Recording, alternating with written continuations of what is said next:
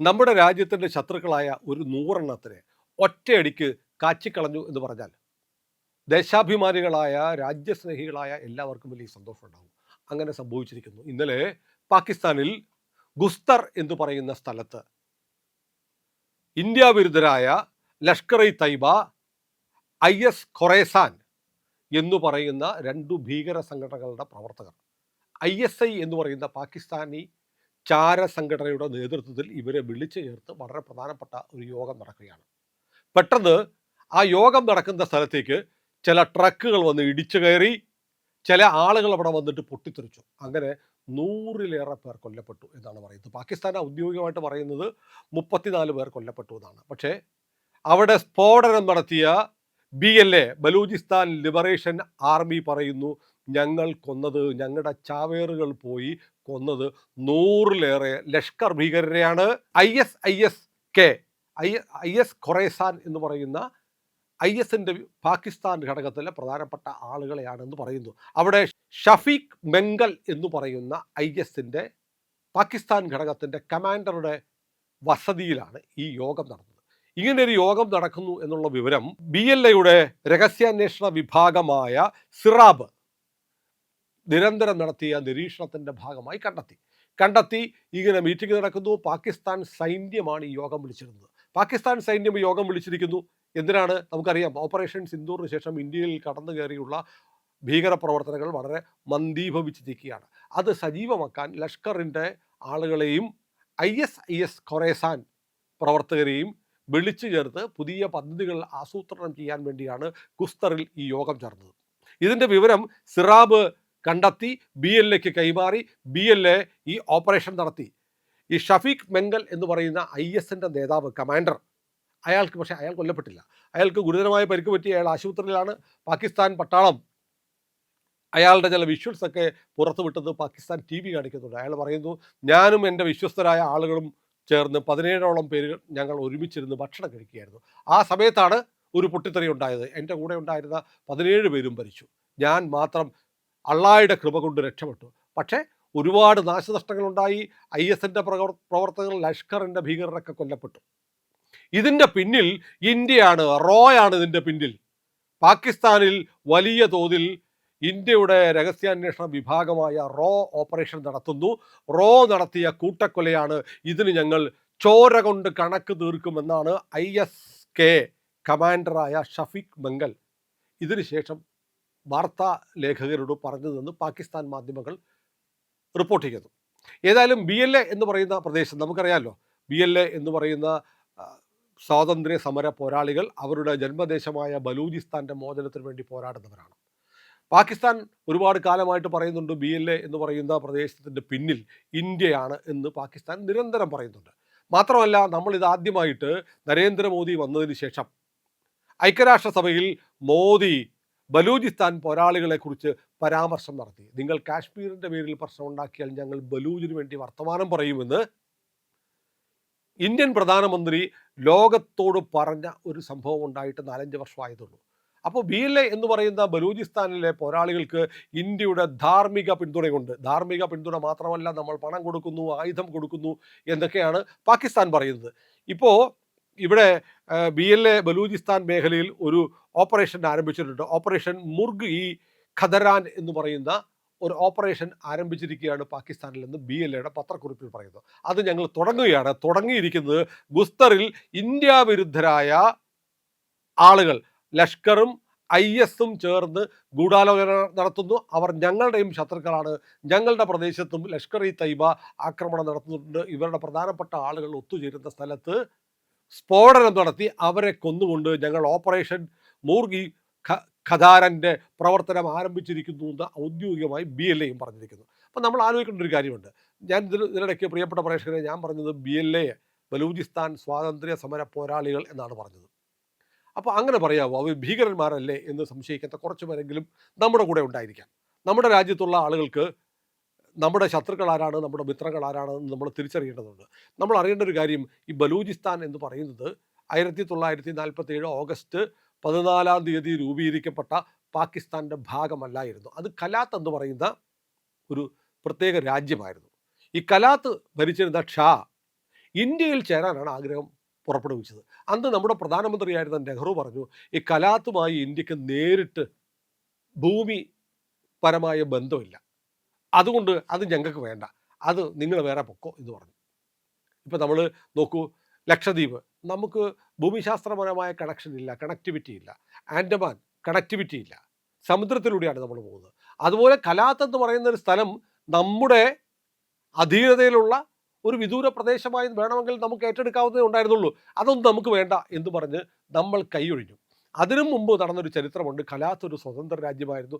ഖലാത്തിലെ ജനങ്ങൾക്ക് ബ്രിട്ടീഷ് ഭരണം അവിടെയും ഉണ്ടായിരുന്നു. ബ്രിട്ടീഷ് ഭരണം പോകുമ്പോൾ അവർക്ക് സ്വതന്ത്ര രാജ്യമായി തുടരണം എന്ന ആഗ്രഹമുണ്ടായിരുന്നു. അങ്ങനെ ഖലാത്തിൻ്റെ ഭരണാധികാരിയായിരുന്ന ഷാ, മുഹമ്മദ് അലി ജിന്ന, മൗണ്ട് ബാറ്റൻ പ്രഭു, പിന്നീട് ജവഹർലാൽ നെഹ്റു എന്നിവർ ചേർന്ന് ഡൽഹിയിൽ വന്നൊരു കരാർ ഒപ്പിട്ടു.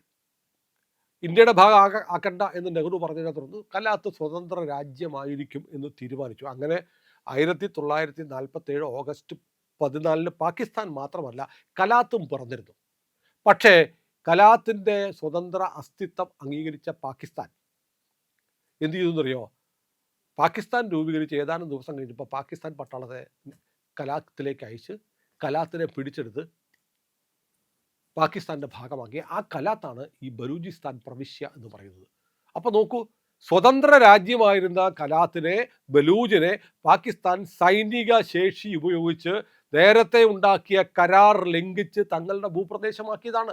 അതുകൊണ്ടാണ് അവർ ഞങ്ങൾ പാകിസ്ഥാനികളല്ല, ഞങ്ങൾ സ്വതന്ത്ര രാജ്യമാണ് എന്ന് പറയുന്നത്, ഞങ്ങൾ സ്വാതന്ത്ര്യ സമര പോരാളികളാണ് എന്ന് അവർ പറയുന്നതിനെ നമ്മൾ എൻഡോഴ്സ് ചെയ്യുന്നു. അതുകൊണ്ടാണ് പാകിസ്ഥാനിൽ നടക്കുന്ന കലാപമാണെങ്കിൽ നമുക്ക് വേണേൽ പാകിസ്ഥാൻ പറയുന്ന പോലെ ഭീകരർ എന്ന് പറയാം. കാരണം അവരെ മിലിറ്ററി ഉപയോഗിച്ച് കരാർ വ്യവസ്ഥ ലംഘിച്ച് പിടിച്ചെടുത്തതാണ് ജിന്ന. അത് മാത്രമല്ല, ഇപ്പോൾ ബലൂചുകാർ പറയുന്നത് എന്താണ്? പാകിസ്ഥാൻ്റെ ഭൂവിസ്തൃതിയിൽ 40% ബലൂചിസ്ഥാനാണ്. അവിടെ ഏറ്റവും കൂടുതൽ ധാതു സമ്പത്തുള്ളത് ബലൂജിൽ നിന്നാണ്, സ്വർണമുള്ളത് ബലൂജിലാണ്. ഇതെല്ലാം പാകിസ്ഥാൻ കൊള്ളയടിച്ചുകൊണ്ട് പോകുന്നു. എന്നിട്ട് ആ സമ്പത്ത് ഉപയോഗിച്ച് പഞ്ചാബും സിന്ധുമൊക്കെ സമ്പൽ സമൃദ്ധമായി മാറുന്നു, ബലൂജിനെ അവഗണിക്കുന്നു. പിയോക്കയിൽ ഇപ്പോൾ നടക്കുന്നത് പോലെ. പിയോക്ക എന്ന് പറയുന്ന പ്രദേശം പാകിസ്ഥാൻ എന്താ ചെയ്യുന്നത്? ഇന്ത്യയുടെ പ്രദേശമാണ്, ഇന്ത്യയുടെ കയ്യിൽ നിന്ന് അവർ പിടിച്ചെടുത്ത സ്ഥലമാണ്. അവിടെ കൊണ്ടുവന്ന് ഭീകരവാദികളെ കൊണ്ട് പാർപ്പിക്കുന്നു, ഭീകരവാദ ക്യാമ്പുകൾ ഉണ്ടാക്കുന്നു, നല്ല വിദ്യാഭ്യാസം കൊടുക്കുന്നില്ല, നല്ല റോഡ് കൊടുക്കുന്നില്ല, ഭക്ഷണം കൊടുക്കുന്നില്ല. 1 കിലോ ഗോതമ്പിന് 700 രൂപ വിലയാവുന്നു. അവിടെ ഉണ്ടാക്കുന്ന വൈദ്യുതി പാകിസ്ഥാനിലെ മറ്റു മേഖലകളിൽ കൊണ്ടുപോകുന്നു. അങ്ങനെ പിയോക്കിൽ വലിയ കലാപം നടന്നുകൊണ്ടേയിരിക്കുകയാണ്. 100 കണക്കിന് ആളുകൾ കൊല്ലപ്പെട്ടു. പാകിസ്ഥാൻ പട്ടാളവും പോലീസും വെടിവെച്ച് കൊന്നു. അവിടുത്തെ ജനങ്ങൾ ഇപ്പോൾ ഞങ്ങൾ അതിർത്തി തുറക്കൂ, ഞങ്ങൾ ഇന്ത്യയിലേക്ക് വരാം എന്ന് പറയുന്നു. നമ്മുടെ ഒരുപാട് പ്രേക്ഷകർ പറയുന്നുണ്ട്, ഇത് നമ്മൾ വീഡിയോ ചെയ്തപ്പോൾ, അങ്ങനെയൊന്നും അവരെ ഇന്ത്യയിലേക്ക് കൊണ്ടുവരല്ലേ, അവരൊക്കെ ഭീകരന്മാരാണ്, 10 ലക്ഷത്തോളം ആളുകളുണ്ട്, അവർ ഇന്ത്യയിലേക്ക് വന്നാൽ നമ്മുടെ അവസ്ഥ എന്തായിരിക്കും? ശരിയാണ്, അങ്ങനെ ഒരു പ്രശ്നമുണ്ട്. നമ്മൾ പിയൊക്കെ നമ്മൾ തിരിച്ചു പിടിക്കുമെന്ന് പറയുമ്പോൾ അവിടെ ഈ ട്രെയിൻഡ് ആയിട്ടുള്ള പാകിസ്ഥാൻ കൊണ്ട് താമസിപ്പിച്ചിരിക്കുന്ന ഭീകരന്മാരെ കൂടെ നമ്മൾ ഏറ്റെടുക്കേണ്ടി വന്നാൽ വലിയ തലവേദനയാണ്. അത് വസ്തുതയാണ്. ഇവരെയൊക്കെ ഒഴിവാക്കിയിട്ട് ഭൂമി മാത്രം പിടിച്ചെടുക്കാനുള്ളൊരു പാക്കേജ് വേണം ഉണ്ടാക്കാനെന്ന് അമിത്ഷായോടും രാജ്നാഥ് സിംഗിനോടും പ്രധാനമന്ത്രിയോടും പറയണമെന്ന് പറഞ്ഞ് എന്നെ വിളിക്കുന്ന പ്രേക്ഷകരുണ്ട്. അതവിടെ നിൽക്കട്ടെ, നിങ്ങൾ വീഡിയോ ചെയ്യുമ്പോൾ ഇക്കാര്യമൊക്കെ പറയണമെന്നാണ് നമ്മളോട് പ്രിയപ്പെട്ട പ്രേക്ഷകർ ആവശ്യപ്പെടുന്നത്. ഏതായാലും അവിടെ നിൽക്കട്ടെ. ഖലാത്ത് എന്ന് പറയുന്ന പ്രദേശം ഇങ്ങനെ പാകിസ്ഥാൻ കൊള്ളയടിച്ച പ്രദേശം ഇത് തന്നെയാണ് കിഴക്കൻ പാകിസ്ഥാനിൽ അവർ ചെയ്തുകൊണ്ടിരുന്നത്. കിഴക്കൻ പാകിസ്ഥാനെ അവഗണിച്ചപ്പോഴാണ് അവർ കലാപം ഉണ്ടാക്കി, മുജീബുർ റഹ്മാൻ്റെ നേതൃത്വത്തിൽ കലാപം ഉണ്ടാക്കി, മുക്തിബാഹിനി ഉണ്ടാക്കി, സ്വാതന്ത്ര്യ സമരം നടത്തി. ബംഗ്ലാദേശ് 1971 ഇന്ത്യൻ ആർമിയുടെ കൂടെ സഹായത്തോടെ വിമോചിക്കപ്പെട്ടത്. അതുപോലെ ബലൂജിൽ നടക്കുന്ന സംഘർഷങ്ങളെ നമുക്ക് സ്വാതന്ത്ര്യ സമരമായിട്ട് തന്നെ കാണാൻ കഴിയുള്ളൂ, ലോകത്തിനും അങ്ങനെ കാണാൻ കഴിയുള്ളൂ. കാരണം അത് മറ്റൊരു രാജ്യമാണ്, മറ്റൊരു ജനതയാണ്. അവിടെ ഹിന്ദുക്കളുടെ ആചാരങ്ങളുമായി ബന്ധപ്പെട്ട അതിനോട് സാമ്യമുള്ള ഒരുപാട് ആചാരങ്ങളുണ്ട്. അവർ ഈ പറയുന്ന പോലെ പാകിസ്ഥാനി മുസ്ലിങ്ങളെ പോലെയുള്ള ഒരു ജനതയല്ല. അവർ വലിയ പോരാട്ടം നടത്തിക്കൊണ്ടിരിക്കുക. പാകിസ്ഥാൻ അങ്ങോട്ട് പ്രവേശിക്കാൻ പറ്റുന്നില്ല. ചൈനയുടെ വമ്പൻ പദ്ധതികൾ അവിടെ അനൗൺസ് ചെയ്തു. പക്ഷേ അവിടെ എത്തുന്ന ചൈനക്കാരെ മുഴുവൻ ബലൂജികൾ വെടിവെച്ച് കൊല്ലും. ജാഫർ എക്സ്പ്രസ് എന്ന് പറയുന്ന ട്രെയിൻ ഉണ്ട്, കത്വ, ബലൂജിലെ കത്വയിലേക്ക് പോകുന്ന ആ ട്രെയിൻ അവർ തട്ടിക്കൊണ്ടുപോയി. പാകിസ്ഥാൻ പട്ടാളക്കാരെ കൊന്നു. പാകിസ്ഥാൻ അതിലെ പോകുന്ന ബലൂജ് വഴി പോകുന്ന ഹൈവേയിലൂടെ പോകുന്ന ട്രക്കുകൾ കണ്ടാൽ അതിൽ പാകിസ്ഥാനിലെ പഞ്ചാബിൽ നിന്നുള്ളവരാണ് കൊന്നുകളയും. ബലൂചിസ്ഥാൻ ലിബറേഷൻ ആർമി, ബലൂജിലെ വിമോചന പോരാളികളുടെ ഈ പോരാട്ടം തുടർന്നുകൊണ്ടിരിക്കുകയാണ്. അതിൻ്റെ ഭാഗമായിട്ടാണ് ഈ LTTEയെയും ലഷ്കർ ഇ തയ്യബയെയും ISനെയും ഉപയോഗിച്ച് ഇന്ത്യക്കും ബലൂജിലും ആക്രമണം നടത്താൻ പാകിസ്ഥാൻ ആലോചിക്കുന്ന വിവരം സിറാബ് കണ്ടെത്തിയിട്ട് അവിടെ ഓപ്പറേഷൻ നടത്തി 100ഓളം പേരെ കൊലപ്പെടുത്തി എന്നുള്ള വാർത്തകൾ പുറത്തു വരുന്നത്. ഏതായാലും നമുക്ക് ഈ വലിയ പരിചയമില്ലാത്ത ഒരു സംഘടനയാണ് ഈ IS ഖൊറേസാൻ എന്ന് കരുതണ്ട. കാരണം നമുക്ക് നമ്മുടെ കേരളത്തിൽ പോലും അതിന് വേരുകളുണ്ട്. കേരളത്തിൽ നിന്നും അഫ്ഗാനിലേക്ക് പോയ ചില ആളുകളെ കുറിച്ച് നമ്മൾ പറഞ്ഞിട്ടുണ്ട്. സിറിയയിലേക്ക് പോയതുപോലെ അഫ്ഗാനിസ്ഥാനിലേക്കും കുറച്ച് പേർ പോയിട്ടുണ്ട്. അവരൊക്കെ IS ഖൊറേസാൻ എന്ന് പറയുന്ന സ്ഥലത്തേക്കാണ് പോയത്. അവരുടെ വോയിസ് ഓഫ് ഖൊറേസാൻ എന്ന് പറയുന്ന ഒരു മാഗസിൻ ഉണ്ട്. ഇന്ത്യയിലെ നേതാക്കന്മാരെ മുഴുവൻ കൊല്ലണം, ഇന്ത്യയിലെ ഹിന്ദുക്കളെ കൊല്ലണം, ഹിന്ദുക്കളുടെ ഉത്സവങ്ങൾ എവിടെയെങ്കിലും ഉണ്ടെങ്കിൽ അങ്ങോട്ട് നിങ്ങൾ ട്രക്ക് ഓടിച്ച് കയറ്റണം, ഈ ഒറ്റയ്ക്കൊരു കാഫറിനെ കണ്ട കത്തി കൊണ്ട് കുത്തിയെങ്കിലും കൊല്ലണം എന്നൊക്കെ പറഞ്ഞ് നിരന്തരം ലേഖനങ്ങൾ എഴുതുന്ന പ്രസിദ്ധീകരിക്കുന്ന ഒരു മാസികയാണ് വോയിസ് ഓഫ് ഖൊറാസാൻ എന്ന് പറയുന്ന മാഗസിൻ. ഇതിവിടെ ഓൺലൈനിൽ നമ്മുടെ നാട്ടിലും കിട്ടും. ഇനി മാത്രമല്ല, ഈ IS ഖൊറാസാൻ കോയമ്പത്തൂരിൽ, മംഗലാപുരത്ത് ഒക്കെ സ്ഫോടനങ്ങൾ നടത്തിയിട്ടുണ്ട്. അൽ ഹിന്ദ് എന്ന പേരിലുള്ള ഇവരുടെ സ്ലീപ്പർ സെല്ലുകളെക്കുറിച്ച് പോലീസിനറിയാം, പലപ്പോഴും വിവരങ്ങൾ വന്നിട്ടുണ്ട്. അങ്ങനെ ഈ വലിയ തോതിൽ യുവാക്കളെ ആകർഷിക്കാനുള്ള ശ്രമങ്ങൾ, റിക്രൂട്ട്മെൻറ്റ് നടത്തുന്നു എന്നൊക്കെ എൻ്റെ കണ്ടെത്തിയിട്ടുണ്ട്. ഈ IS ഖൊറാസാൻ്റെ ഒരു കമാൻഡറായ ഷഫീഖ് മെങ്കലിൻ്റെ ആസ്ഥാനത്താണ് ഇന്നലെ ഈ മീറ്റിംഗ് നടന്നതും BLA അത് പോയി തകർത്ത് കളഞ്ഞതും. ഏതായാലും ഇന്ത്യയുടെ ശത്രുക്കളെ പാകിസ്ഥാനിൽ വ്യാപകമായി അജ്ഞാതർ കൈകാര്യം ചെയ്യുന്നുണ്ട്, അജ്ഞാതർ കൊലപ്പെടുത്തുന്നുണ്ട്. അതിനുശേഷം ഇതാദ്യമായി 100-നടുത്ത് ഭീകരപ്രവർത്തകരെ, ഇന്ത്യയുടെ ശത്രുക്കളെ BLA ചെന്ന് കൊലപ്പെടുത്തിയിരിക്കുന്നു എന്നുള്ള വാർത്ത ഞാൻ തുടക്കത്തിൽ പറഞ്ഞതുപോലെ നമുക്ക് സന്തോഷം നൽകിയില്ലെങ്കിൽ പിന്നെ എന്ത് വാർത്തയാണ് നമുക്ക് സന്തോഷം നൽകുക? കാരണം ഇവരൊക്കെ, ഈ പരിശീലനം കിട്ടിയ ഇവരൊക്കെ ഇന്ത്യയിലേക്ക് വന്നാൽ നമ്മുടെ സഹോദരങ്ങളെയാണ് കൊലപ്പെടുത്തുക.